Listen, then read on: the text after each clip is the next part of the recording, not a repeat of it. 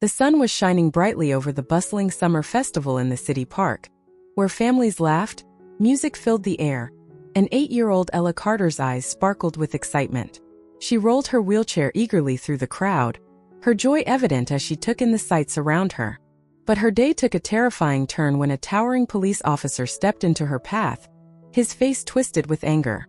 What followed would shatter the innocence of that summer day and leave everyone stunned. Little did Ella and her father know. This chilling encounter would set off a ripple of justice that would shake the whole community. What drove this officer to act so brutally? And how did a father's love and a city's outrage turn darkness into hope? This is their story.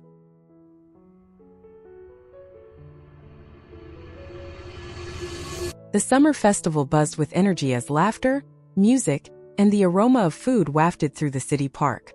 It was one of Ella Carter's favorite events of the year. The 8-year-old, with her determined spirit and bright smile, was no stranger to challenges. Living with cerebral palsy, she navigated life in a wheelchair, but it was her independence and resilience that truly set her apart. Her father, Ryan Carter, watched her from a distance with a proud smile.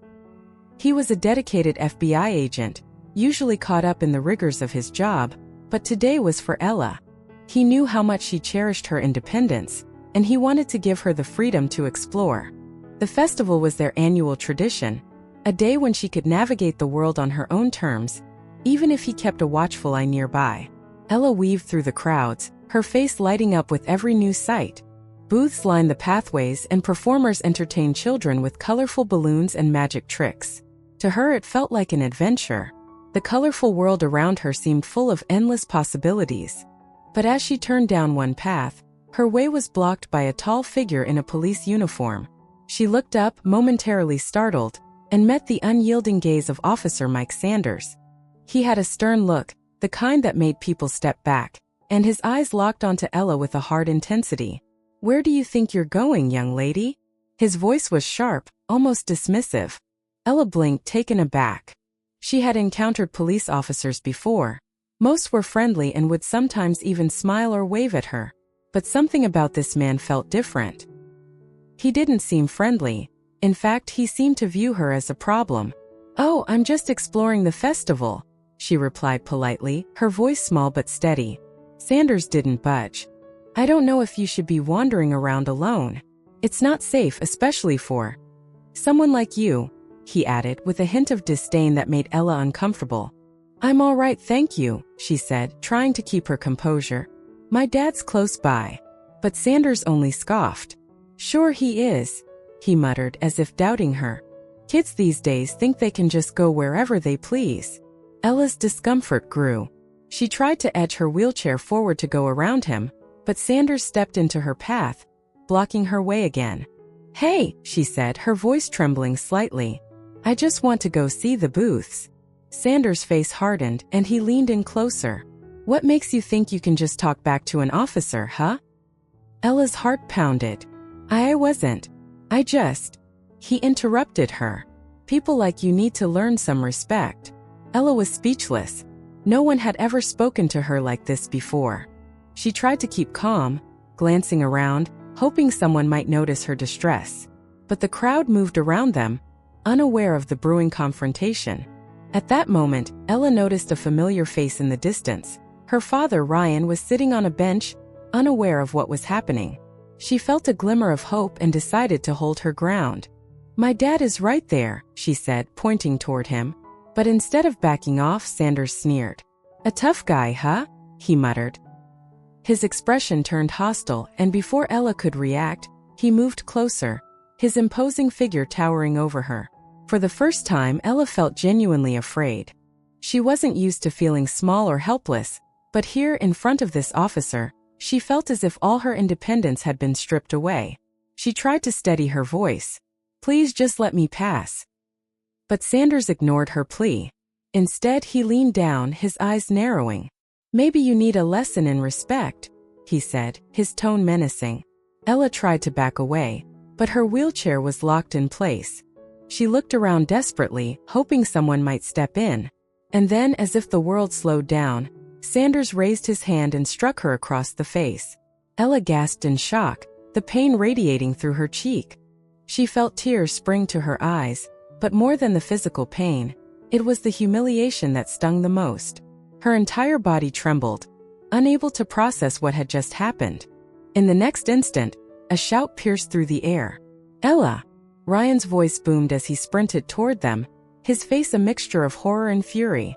As he reached her side, he knelt down, gently touching her cheek where the mark of Sanders' hand was already beginning to show. "Are you all right, sweetheart?" he whispered, his voice shaking. Ella nodded, though her face showed the pain and fear she felt. She looked up at her father, her eyes wide, silently pleading for protection. Ryan's gaze shifted to Sanders, his eyes blazing with fury. "What on earth do you think you're doing?" he demanded, his voice low but filled with an unmistakable threat. Sanders straightened, unfazed. "This little girl was being disrespectful," he replied with a sneer. "I was just teaching her a lesson." Ryan's fists clenched. "Teaching her a lesson?" His voice shook with barely restrained anger. "She's an 8-year-old child and she's done nothing wrong." But Sanders didn't back down. Instead, he stepped forward, his hand hovering over his radio. "Maybe I should call this in. You're starting to sound aggressive, sir. Wouldn't want to escalate things, would we?" Ryan's eyes narrowed, but he held himself back, knowing that losing his temper could only make things worse. He took a deep breath, holding Ella's hand as he faced down the officer. "I'm not going anywhere," he said firmly. "And you won't get away with this." The tension between them was electric, and onlookers began to gather, sensing the confrontation. Ryan knew that the fight had only just begun, but he was ready to stand up for Ella, no matter what it took. As the crowd gathered, whispers of shock and confusion began to spread among the festival goers. Ryan knelt down next to Ella, gently wiping away a tear that had slipped down her cheek. His heart was pounding, but he kept his expression calm for Ella's sake, even as anger burned within him. Ella's face was flushed, the red imprint of Sanders' hand still visible. The little girl looked up at her father, feeling a mix of fear and relief. She had never seen him this upset, but she knew he was there to protect her. Ryan turned back to Sanders, his voice laced with controlled fury. "You just assaulted my daughter. She's 8 years old. I demand an explanation." But Sanders, unfazed, merely crossed his arms, his face twisted in a sneer. "Maybe if she'd shown some respect, I wouldn't have had to put her in her place. She was mouthing off, and kids like her need to learn their limits." Ryan's fists clenched. He took a step forward, his posture firm, holding himself back with great effort. "You crossed the line, Officer Sanders. You have no right to treat anyone this way, let alone a child." Seeing Ryan's stance, Sanders reached for his radio. "You're sounding a bit aggressive there, mister," he taunted. "Maybe I should call for some backup. I wouldn't want things to get out of hand." Before Ryan could respond, several other officers, responding to Sanders' call, arrived on the scene. They took in the sight of the father and daughter surrounded by an upset crowd, but as they approached, their expressions grew wary. One of the officers, Officer Daniels, looked between Ryan and Sanders, sensing the tension. "What's going on here, Mike?" he asked cautiously. Sanders shrugged, keeping his gaze fixed on Ryan. "This guy here got all heated when I told him to watch his kid. His daughter was acting out and he didn't appreciate me doing my job." Daniels glanced at Ella, noting her tear-streaked face and the mark on her cheek. "Is that true?" he asked, his tone skeptical. Ryan took a deep breath, addressing Daniels directly. "This officer hit my daughter unprovoked. She's done nothing wrong. All she wanted was to enjoy the festival." Ella clutched her father's arm, her voice small but steady. "He wouldn't let me pass. I was just trying to go around him, and he slapped me." The crowd murmured in shock, and several people raised their phones, recording the scene. Daniels looked visibly uncomfortable, his gaze shifting from Sanders to the crowd. "Mike, maybe we should step back and talk this through." But Sanders, feeling the pressure of the growing attention, only doubled down. "Listen here," he snapped, his tone cold. "You don't tell me how to do my job. I'm not letting this guy intimidate me just because he doesn't like how I handle things." Ryan's voice remained steady, though his eyes were fierce. "Intimidate you? I'm standing here defending my daughter. You're the one who's acting out of line. Sanders scowled, and without warning, he reached out to grab Ryan's arm. Enough of this, he growled. I think you need to cool off in a cell for a bit. Ryan didn't resist as Sanders attempted to twist his arm. But before Sanders could make any further moves, the crowd's murmurs turned to protests. He didn't do anything wrong, someone shouted. Leave them alone. As Sanders struggled to maintain control, Daniels finally intervened. Mike, back off. This isn't the way to handle this. His voice was firm, a mixture of anger and frustration. He glanced at the onlookers with their phones, realizing how much attention the situation had attracted. But Sanders sneered, his voice dripping with disdain. Oh, so now you're taking their side? You think I'm just going to let them walk away like nothing happened? Daniels sighed, his patience wearing thin. I'm not saying that, Mike. I'm saying this needs to be handled with respect. We're officers of the law, not bullies. The tension was thick in the air, but it was clear that Sanders was finally beginning to feel the weight of the crowd's judgment. The eyes of dozens of people were on him, each one recording his every move, capturing the hostility on his face.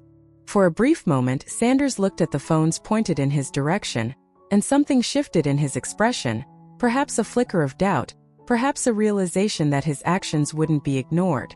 Ryan, sensing the change, seized the opportunity. This is your chance to do the right thing, Sanders, he said quietly. Let us go. Admit your mistake. You can walk away now before things get worse. Sanders stared at Ryan, his jaw tight, but he didn't release his grip immediately. Instead, he glanced at Daniels, whose expression was firm. Come on, Mike. Let them go, Daniels urged. Finally, after what felt like an eternity, Sanders released Ryan's arm, though his eyes remained filled with resentment. Fine, he muttered, stepping back. But don't think this is over. Ryan kept his gaze steady, his hand protectively on Ella's shoulder. It's far from over, Officer Sanders. Trust me on that. Without another word, Ryan led Ella through the crowd, which parted to let them pass. The onlookers offered words of support, some even patting Ryan on the shoulder as they left. Sanders watched them go, his face a mask of simmering anger, but he could do nothing under the scrutiny of the crowd. As they made their way back to the car, Ryan turned to Ella, his expression softening. Are you okay, sweetheart? Ella nodded, though her face was still marked with the fading red of Sanders' handprint. I'm okay, Dad. I don't understand why he was so mean. Ryan took a deep breath, struggling to find the right words. Sometimes people misuse their power, thinking they're untouchable. But we're not going to let this go, all right? We'll make sure he faces the consequences. Ella nodded, her small hand gripping his. She felt safer now, but a shadow of fear lingered. For the first time, she had seen how power could be used against her, and it left a scar, even if invisible. As they drove home, Ryan's mind raced. He knew this was just the beginning of a battle, one he would fight not just for Ella, but for everyone who had ever felt powerless. This wasn't just about a slap or an insult. It was about justice, accountability, and ensuring that no one else would have to experience what they had endured. And with that resolve, he prepared to take on a system that had failed his daughter, ready to fight for the justice they deserved. Ryan barely slept that night. The memory of Officer Sanders' sneer, the red mark on Ella's cheek, and the disbelief on the faces of the bystanders haunted him. But the anger in his chest fueled his determination. By morning, his plan was clear. That day, Ryan reached out to a friend who worked in media, sharing the video and explaining what had happened to Ella. Within hours, the video of the incident was uploaded online, sparking immediate outrage. The footage spread quickly, gaining views, shares, and comments demanding justice.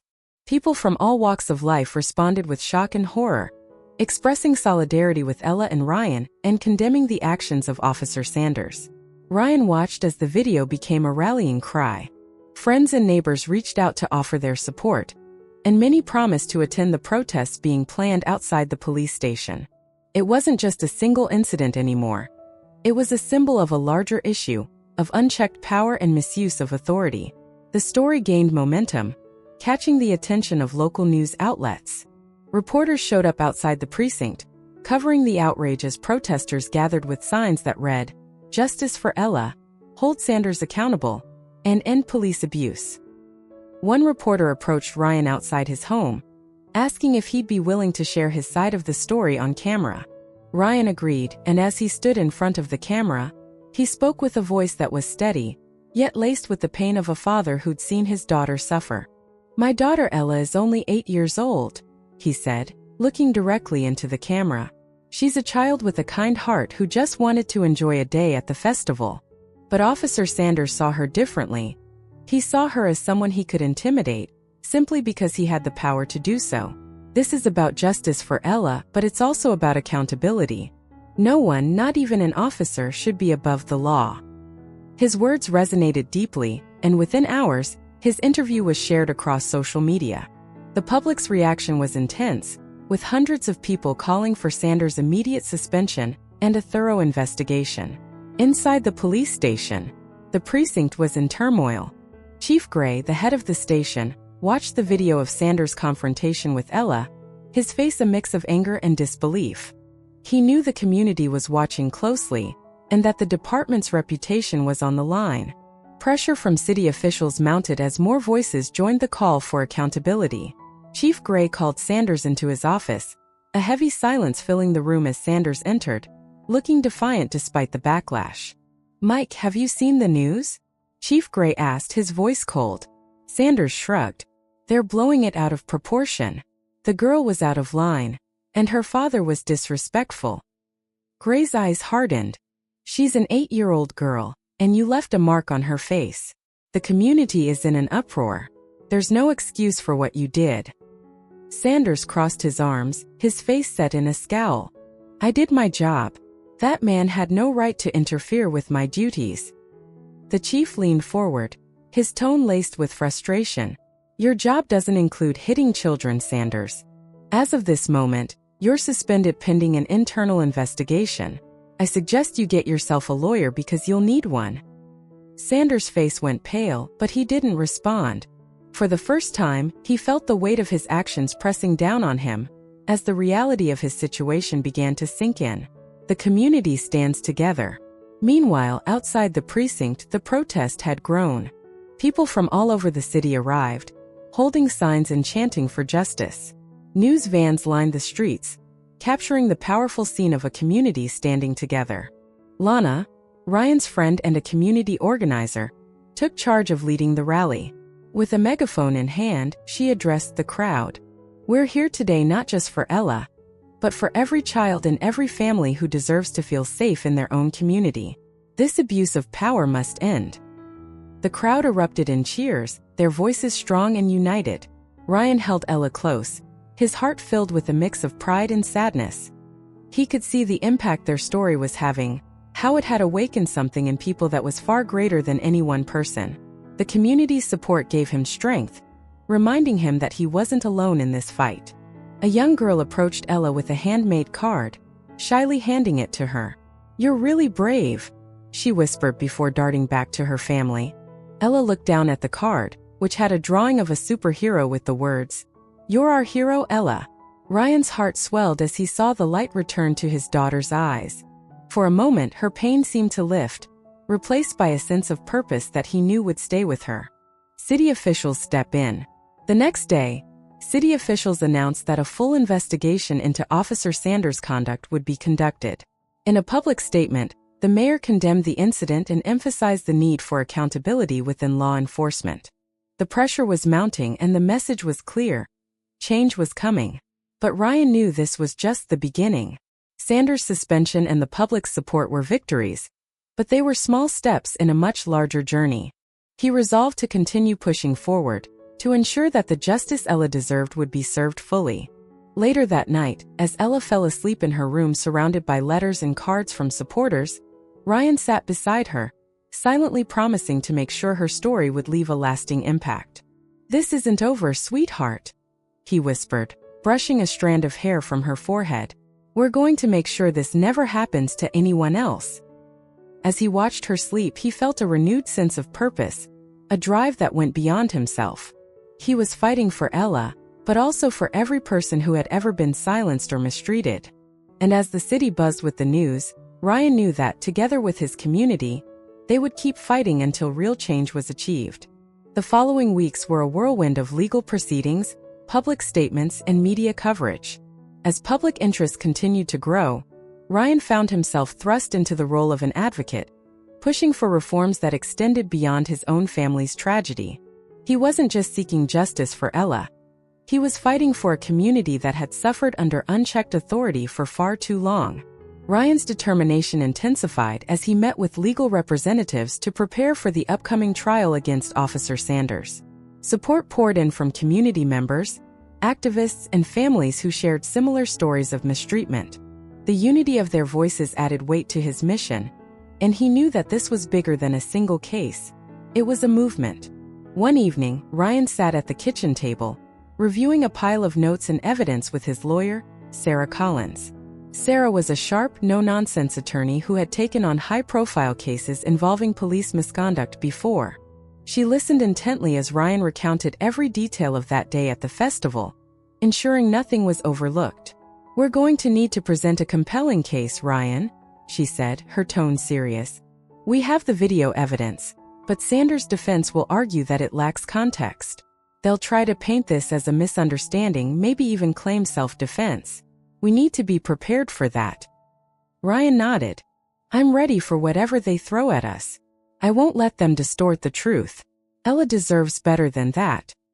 Sarah placed a reassuring hand on his shoulder. "And we'll get her the justice she deserves. Just know it won't be easy. Sanders' team will fight hard, but so will we." Rallying for Ella. As the court date approached, Ryan and Ella attended a community rally organized by Lana, Ryan's friend and a passionate activist. Hundreds gathered in the city square, holding signs that read, "Justice for Ella," and "End abuse of power." Ryan took the stage, his heart pounding as he looked out at the faces of people who had come to support them. Ella stood by his side, holding his hand tightly, her small figure brave and resolute. Taking a deep breath, Ryan spoke into the microphone, his voice steady and strong.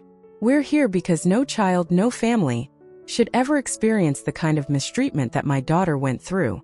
Officer Sanders abused his power, and that can't be ignored. But this isn't just about Ella. It's about ensuring that every person, regardless of who they are, is treated with respect and dignity." The crowd cheered, voices lifting in unity, bolstering Ryan's resolve. He continued, "We're fighting not just for accountability but for lasting change. And I promise you we won't stop until we see it." As he stepped down from the stage, Ryan felt the crowd's energy and belief in their cause. It was a powerful reminder that they weren't alone. Their fight had resonated far beyond their own family's pain. Inside the courtroom, the day of the trial arrived, and the courtroom was packed with journalists, supporters, and members of the public. The air was thick with anticipation, and all eyes were on Ryan and Ella as they took their seats. Ella, though nervous, held her head high, her resilience evident to everyone present. As the proceedings began, Sanders' defense team argued that the video footage didn't show the full story, claiming that he had acted within his rights and out of concern for public safety. But Sarah countered each argument with precision, painting a clear picture of Sanders' abusive behavior. The pivotal moment came when Ella was called to the stand. Though only 8, she bravely recounted her experience, her voice steady despite the weight of the room's attention. When asked by the prosecutor how the incident had made her feel, she paused, looking directly at the jury. "I felt scared," she said softly, her small voice filling the silent courtroom.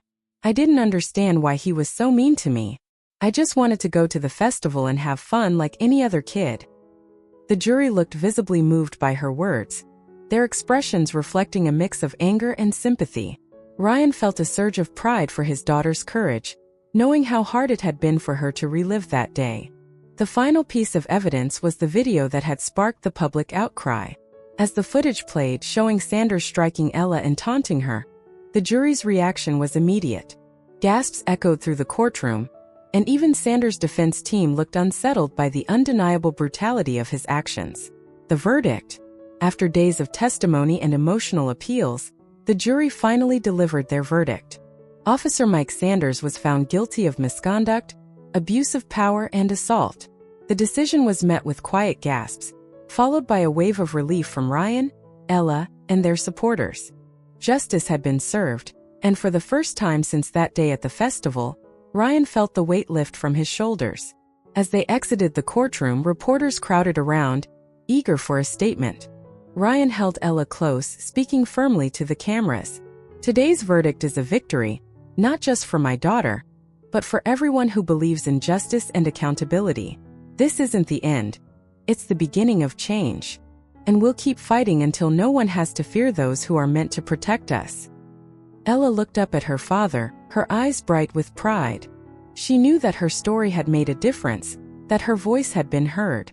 After the trial, in the weeks that followed, the case became a catalyst for police reform. The city council proposed new policies focused on transparency and accountability within law enforcement, including mandatory body cameras and anti-bias training. Ryan continued to advocate for these changes, using his platform to push for lasting reform. Ella, despite her young age, became a symbol of resilience. People often stopped to thank her, telling her that her courage had inspired them. Ryan watched as his daughter grew stronger, her experience shaping her into someone who understood the power of standing up for what was right. One evening, as they sat together on their porch, Ella turned to her father and asked, "Do you think what happened to me will help other people?" Ryan looked at her, his heart full of pride. "Yes, sweetheart. What you went through was hard, but because of you, things are changing.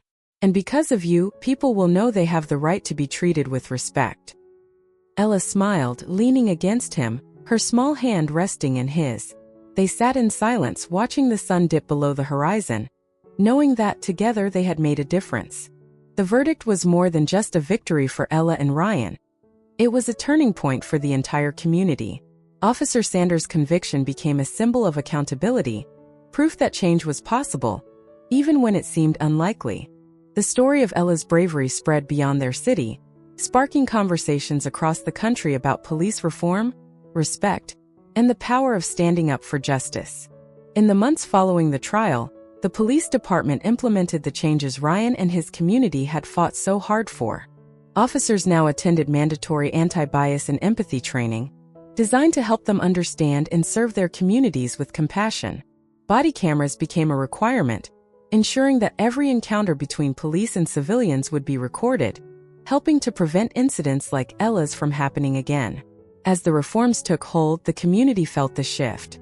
Relationships between officers and civilians began to improve, built on the foundation of mutual respect. People in the neighborhood reported feeling safer, more valued, and more empowered to speak up if something went wrong. Ryan knew this was just the beginning, but it was a start worth celebrating. A community transformed. One day, the city hosted a community event to celebrate the positive changes. Ryan was invited to speak, and he brought Ella along, who had become a beloved figure in the neighborhood. Children gathered around her, some shyly asking for photos, while others told her how brave she was. Ella, once hesitant to be the center of attention, now accepted her role with grace. She had grown stronger, wiser, and more resilient through her experience. When it was his turn to speak, Ryan looked out at the crowd, his heart swelling with gratitude. "Today," he began, "we're here to honor the power of a community united for justice. What happened to my daughter was painful, but because of each one of you, your voices, your support, your determination, we turned that pain into purpose." The crowd cheered, their voices echoing in unity. Ryan continued, "These changes, this reform isn't just about policy. It's about creating a world where every child, every family feels safe, valued, and respected. Ella and I thank you from the bottom of our hearts. This victory belongs to all of us." As the applause filled the air, Ryan felt a profound sense of fulfillment. The community had stood beside them, and together they had changed the system one step at a time. A lasting legacy. After the event, Ella and Ryan walked through the park where the festival had taken place. The memory of that painful day still lingered, but today it felt different. They had returned, not in fear or sorrow, but with pride and strength. "Do you remember how scared I was that day?" Ella asked, glancing up at her father. Ryan nodded, wrapping an arm around her shoulders. "I do, sweetheart. But you turned that fear into something powerful. You taught all of us what courage really looks like." Ella's face brightened. I want to keep helping people, Dad. I want other kids to know they can stand up for themselves too.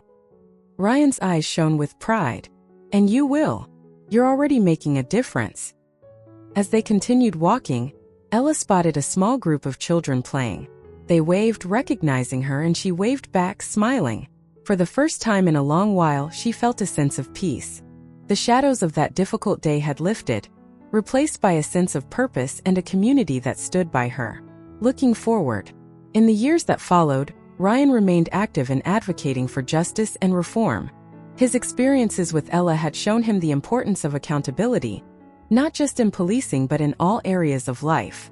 He spoke at events, participated in workshops, and worked with local officials to continue building a system that served its people with fairness and compassion. Ella too found her own way to contribute. Inspired by her journey, she began writing about her experiences, hoping her words would reach others who felt powerless or overlooked. Her story became a beacon of hope for young people everywhere, a reminder that even the smallest voice could make a powerful impact. Their lives returned to a peaceful rhythm, but the bond between father and daughter had deepened, forged through their shared fight for justice. They had taken a stand, not knowing how far their courage would carry them, but now they looked back with no regrets. As they moved forward, they knew one thing was certain. They had changed more than just their own lives. They had become part of a legacy, one that would continue inspiring others to speak out, stand tall, and demand the respect and dignity every person deserves.